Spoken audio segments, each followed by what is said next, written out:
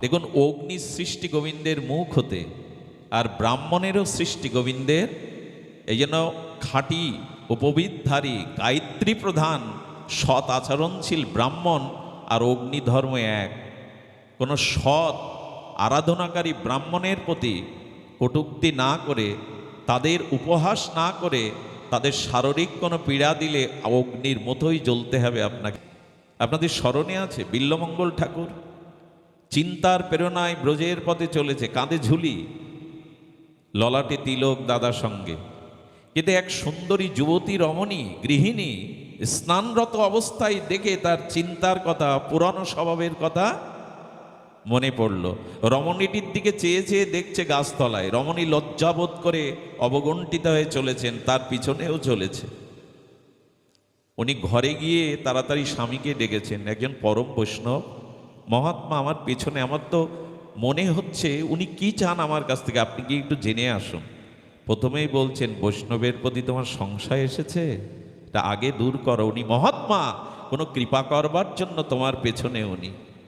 এই দেখুন, সংশয় সন্দেহ এটি দূর করতে পারলে বুদ্ধি কি করে শুদ্ধ হয়। স্ত্রীকে বলছেন, তুমি ওনার কাছে যাও, ওনাকে প্রণাম করো, চলো একসাথে প্রণাম করি।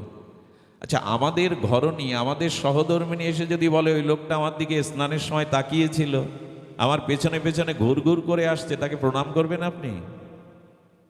ওরা শুদ্ধ বৈষ্ণব, বৈষ্ণবী, এই জন্য ওদের সংশয় নেই, ওদের সন্দেহ নেই। ওরা চলে গেছে, ওরা চলে গিয়ে প্রণাম করেছে। এটা কিন্তু সাধারণত আসবে না, ভজন না করলে আসবে না। কি ঘটেছে জানেন? প্রস্তাব দিয়ে দিল বিল্বমঙ্গল, আজ নিশীথে একাকী তোমাকে আমার ঘরে আসতে হবে। স্বামী তখনও বলেছে, ভগবানের পরীক্ষা আমাদের জন্য, ভগবানের পরীক্ষা আমাদের জন্য, যাবে তুমি। শেষে কি ঘটল? বিল্বমঙ্গলের চিন্তাতে কিন্তু চিন্তা অসৎ চিন্তা এসে গিয়েছিল, নারীর প্রতি প্রলোভন এসে গিয়েছিল। পরাস্ত হলো কেন জানেন? চোখ অন্ধ করে দিল কেন জানেন? বিবেক জেগে উঠল কেন জানেন? ওদের সংশয় ছিল না, ওদের সন্দেহ ছিল না, ওদের এই বুদ্ধি ছিল, ইনি পরম বৈষ্ণব, ইনি হিত ছাড়া অমঙ্গল করতে পারেন না।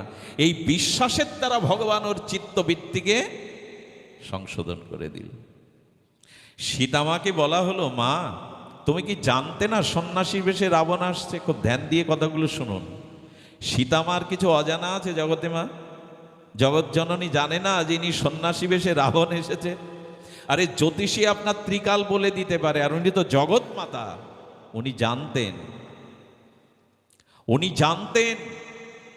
তো জানতেন যদি মা, তো উনি কেন গণ্ডির বাইরে গিয়ে নিজের বিপদ ডেকে আনলেন? বললেন, মা বলছেন না, আমি মা, এই জগতে প্রত্যেকটি সন্তানকে কল্যাণ করার চিন্তা আমার মাথায় থাকতে হবে।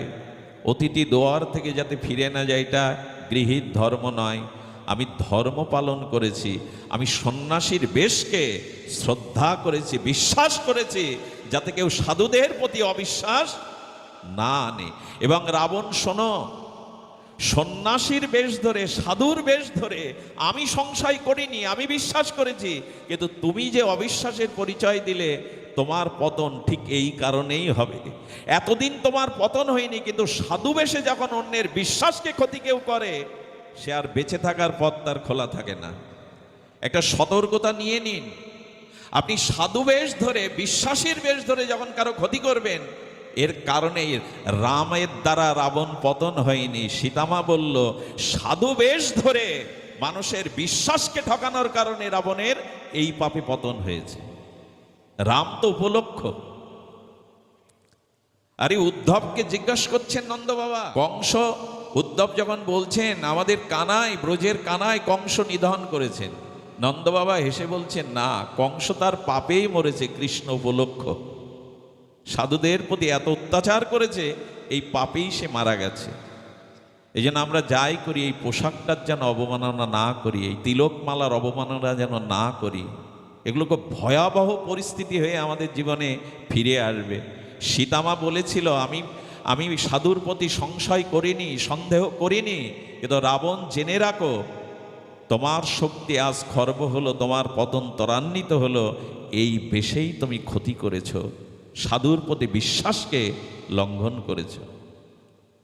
দয়া করে যারা শ্রী গুরুদেব কণ্ঠীর মালা দিয়েছেন, দাদা সঙ্গে তিলক দিয়েছেন, এগুলো সাধারণ ভাববেন না। আচ্ছা, শাস্ত্রে আছে যার কণ্ঠীতে মালা আছে, তুলসীর মালা, দাদা সঙ্গে তিলক আছে, জমকে সেখানে যেতে নিষেধ করা আছে কিনা? কেন? এর এত ক্ষমতা কোথায়? এর এত মহিমা কোথায়? বলে এটা বৈকুণ্ঠের চিহ্ন, বৈকুণ্ঠের পরিকর্তের চিহ্ন। এগুলো জগতের কোনো চিহ্ন না, ভগবানের বৈকুণ্ঠের পরিকর্তের চিহ্ন এইগুলি। এগুলি ধারণ নিয়ে যেন আমরা লোকের বিশ্বাসকে নষ্ট না করি। এই বিশ্বাস যদি নষ্ট করি, পতন ত্বরান্বিত হবে। এই জন্য যতদিন সংশয় আছে, সন্দেহ আছে, ততদিন বুদ্ধি শুদ্ধ হতে পারে না। আর বুদ্ধি শুদ্ধ ব্যতীত কারো গোবিন্দ ভজন হবেই না।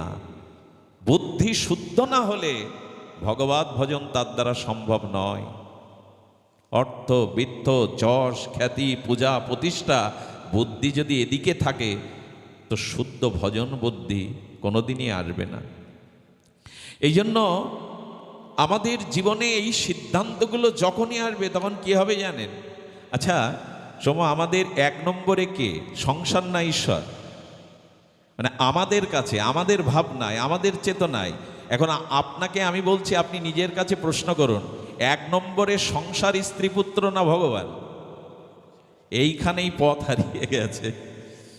আচ্ছা, আপনাকে যদি সংখ্যা দিতে বলা হয় কাগজ কলম দিয়ে, আপনি খুব নির্ঘাত সত্য এবং সিদ্ধান্ত নিয়ে খাতায় লিখুন, এক নম্বরে আপনার পরিবার, আপনার সংসার, আপনজন, না এক নম্বরে ভগবান? আমার মনে হয় আমরা লিখতে গিয়ে হাত কাঁপবে, এক নম্বরে ভগবান এটা লিখতে গিয়ে হাত কাঁপবেই। আজও তোমাকে এক নম্বরে বসাতে পারি না, এই জন্য জীবনও 2 নম্বর হয়ে রয়েছে, এক নম্বরে যায়নি। তাকে একে বসান, তারপরে শূন্য দিন। প্রথমে যদি 1 দেন তাহলে শূন্যের মান আসবে, যত শূন্য বসাবেন তত মান আসবে। গীতায় বলেছে ভগবানকে জীবনের 1 নম্বরে রাখো, সংসারকে 2 নম্বরে রাখো।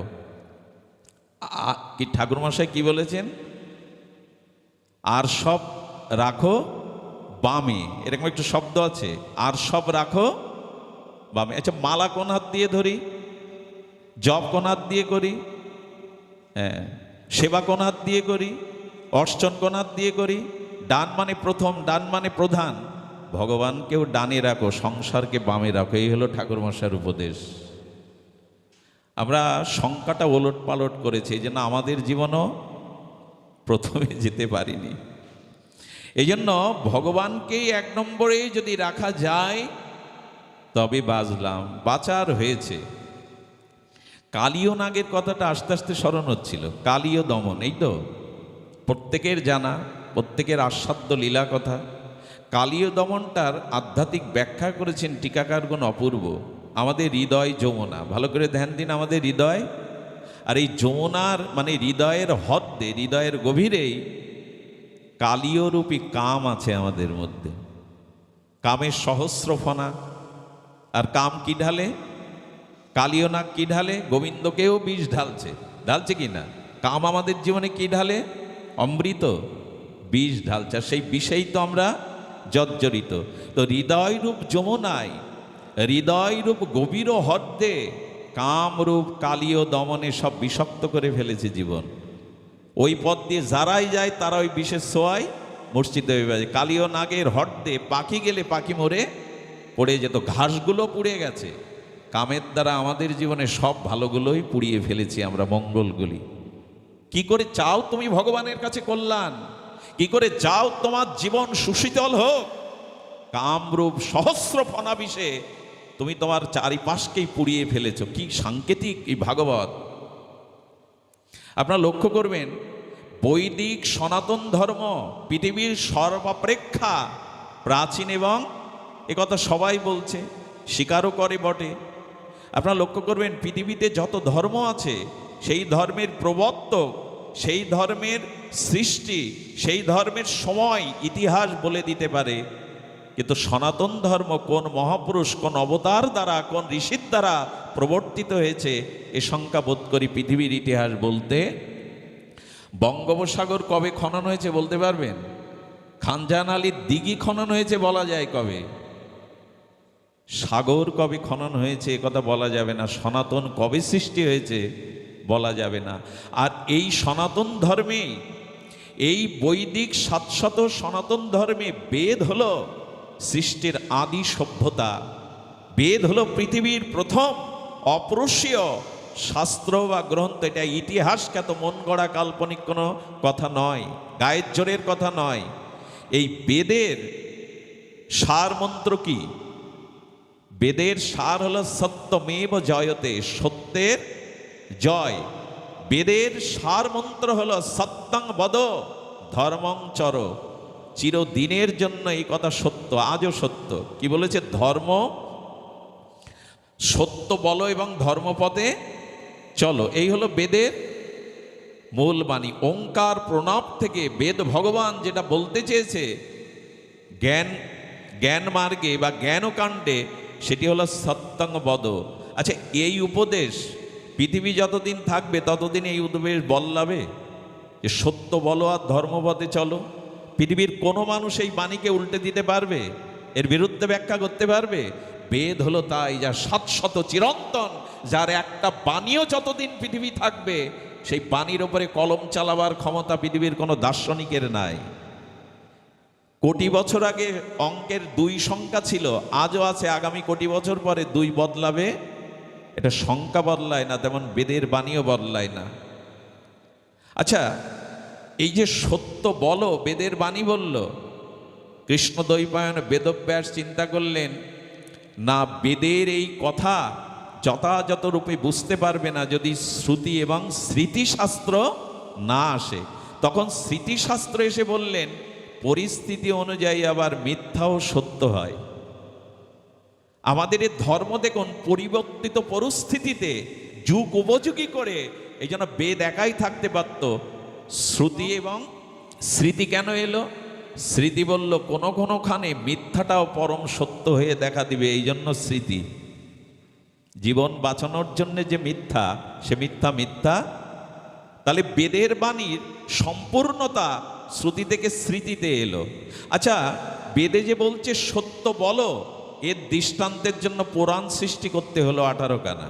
কারণ ওই বাণীর চরিত্রায়ন রূপায়ণ রাজা হরিশ্চন্দ্র করে দেখালো যে সত্যের জন্য কি করা যায়। নিজের স্ত্রীকেও বিক্রি করে দেওয়া যায়, নিজে চণ্ডাল হওয়া যায়, তবু সত্যকে ত্যাগ করা যায় না। তো বেদ ভগবান থেকে, শ্রুতি স্মৃতি থেকে পুরাণটা জানাচ্ছে চরিত্রগুলো। আর এই 18 পুরাণের মধ্যে পুরাণ চক্রবর্তী সম্রাট ভাগবত, সেই ভাগবত কি বলছেন? সেই ভাগবত ধর্মই আমাদের মহাপ্রভু দিতে এসেছিলেন। সেই ভাগবতের প্রতিপাদ্য বিষয়কে মহাপ্রভু স্থাপন করতে এসেছিলেন, আমাদের জানাতে এসেছিলেন তিনি। সেই ভাগবতের বিষয়ে এই কালীয় নাগের দমনে বলছেন, এই জন্য বেদান্ত সার হলো অমল পুরাণ ভাগবত। তাতে কি বললেন? তোমার হৃদয় যমুনায়, হৃদয় গভীরে হদ্রে, হৃদয়ের গভীরে এখানে কালীয় নাগ আছে, সেই কালীয় নাগের কামময় বিষয়ে তুমি সব। আচ্ছা, ওখানে দেখবেন ওই কালীয় হ্রদের কালিন্দির তীরে কি বৃক্ষ ছিল যেটা পুড়ে যায়নি? কদম্ব বৃক্ষ। সব পুড়ে গেল, পাখি উড়ে গেলে। একদিন কৃষ্ণের সখারাও ওই জল পান করে তারাও মৃত্যুবরণ করলো, গাভীগুলোও মৃত্যুবরণ করলো। কদম্ব বৃক্ষটা কেন ওখানে মরেনি, পড়েনি? ভাগবত কি সিদ্ধান্ত দিচ্ছে দেখুন। আপনি এই কথাটি একটু হৃদয়ে লিখে নিন। সব পুড়ে ছারকার হয়ে গেছে, বিষবাষ্পে সকারাও ওই জলপান করে, গাভীগুলো জলপান করে মরেছে, কিন্তু একটি কদম্ব বৃক্ষ পত্র পুষ্প ফলে সেখানে জীবিত রয়েছে। এর কারণ কি জানেন? এর কারণ হলো একদিন ভক্ত গরুর অমৃত নিয়ে ওই বৃক্ষে অমৃত আর ভক্তের চরণামৃত ওইখানে রেখেছিল। অর্থাৎ কাম তাকে শেষ করতে পারবে না যেখানে ভক্তের চরণামৃত আর ভক্তমুখে ভগবানের কথামৃত যেখানে আছে সেখানে পড়বে না। আহা, কি সিদ্ধান্ত! যেখানে ভক্তের চরণামৃত আছে আর ভক্তের মুখে, কারণ ভক্ত যেখানেই বসবে সেখানে কি নিশ্চুপ থাকবে, ভগবানের গুণমহিমা কীর্তন করবে। গরুর তার চরণামৃত এবং কথামৃত দিয়ে ওই বৃক্ষটাও অমর হয়ে গেল, যেন ওখানে কোনো বিষে তাকে পোড়াতে। এই যে এখন আমরা গোবিন্দের চরণেই আছি, ভাগবতজির চরণে আছে আর হরিকথা শুনছি, এই জন্য আমাদের মধ্যে এখন বিষ আসছে না, কাম আসছে না, বাসনা আসছে না। এটাই তো প্রমাণ করে কামকে জয় করার একটাই মন্ত্র, সাধুর চরণামৃত, হরি কথামৃত।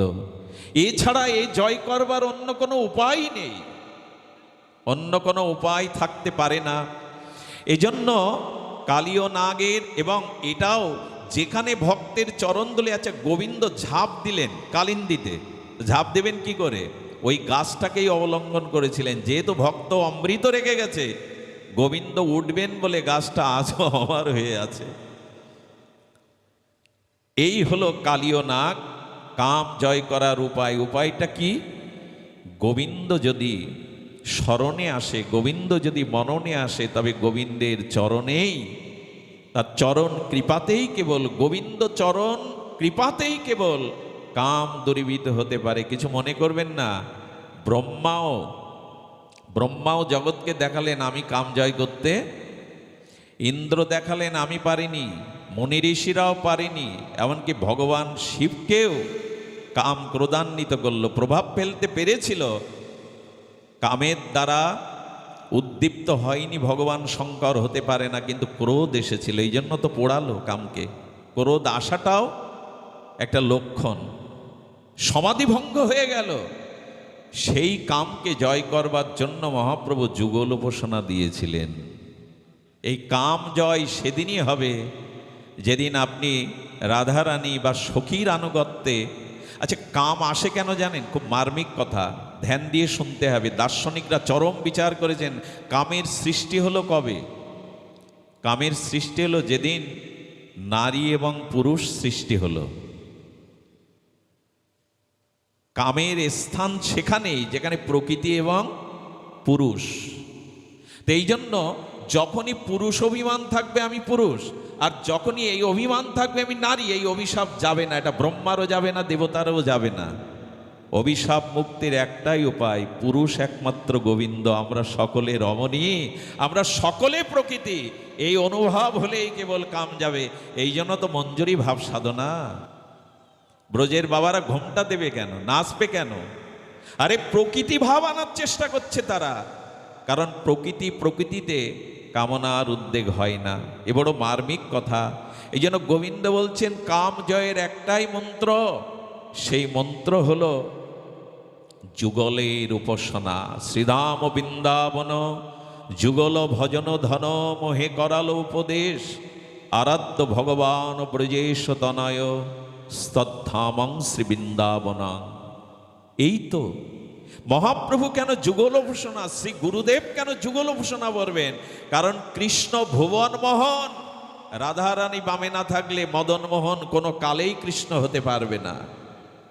কৃষ্ণ ভুবন মোহন হতে পারে, মদন মোহন রাধারানী ছাড়া হওয়া সম্ভব নয়। এই জন্য যুগল উপাসনাতেই এটি যাবে। তো কাম জয়ের মন্ত্র কি করলেন? আচ্ছা চিন্তা করুন তো, যিনি কাম, তার মাথাতে কেন গোবিন্দ চরণ চিহ্ন এঁকে দিলেন? কামময় হৃদয়ে যদি একবার কোনো ক্রমে গোবিন্দের চরণকে মস্তকে ধারণ করতে পারো, তোমার আর ভয় নাই। রমণক দ্বীপে যেতে বললেন, তাই না? বললেন প্রভু আমাকে অন্য জায়গায় পাঠাবেন না, কারণ গরুর আমাকে এই স্থান ছাড়া অন্য স্থানে গেলে গরুর আমাকে খেয়ে ফেলবে। ভালো করে শুনুন, গোবিন্দ তখন বলছেন গরুর কেন, পৃথিবীতে কেউ আর তোমাকে স্পর্শ করবে না। কেন প্রভু? আমার চরণ যে তোমার মস্তকে অঙ্কিত হয়ে আছে, আমার চরণ যার মাথায় আছে, পৃথিবীর কোনো শত্রুই তাকে ক্ষতি করতে পারবে না। অভয় চরণারবিন্দ, ভয় থাকবে না। এই দেখুন, এই সংকেতগুলো ভাগবত থেকে নিতে হবে। ভাগবত আবেগের গ্রন্থ নয়, সর্ববেদান্তের সার এই ভাগবত। এখানে বলছেন গোবিন্দের চরণ চিহ্নকে ধারণ করো, গোবিন্দের চরণকে হৃদয়ে ধারণ করো। অনেক বাবাজিরা দেখবেন চরণ চিহ্নটা বুকে বা এই যে হাতে অঙ্কিত করে রাখে। নামটা কেন হৃদয়ে লেখে? রাধা নাম, গৌর নাম, ওই চিহ্ন যদি থাকে না, তাহলে আর তোমার ক্ষতি করবে না। এর রাত্রেই কি ঘটেছিল জানেন? এই রাত্রেই দাবানল ভক্ষণ করেছিলেন গোবিন্দ। কি ভক্ষণ করেছিলেন? দাবানল। দেখুন, অগ্নি সৃষ্টি গোবিন্দের মুখ হতে, আর ব্রাহ্মণেরও সৃষ্টি গোবিন্দের। এই জন্য খাঁটি উপবিদধারী গায়ত্রী প্রধান সৎ আচরণশীল ব্রাহ্মণ আর অগ্নিধর্ম এক।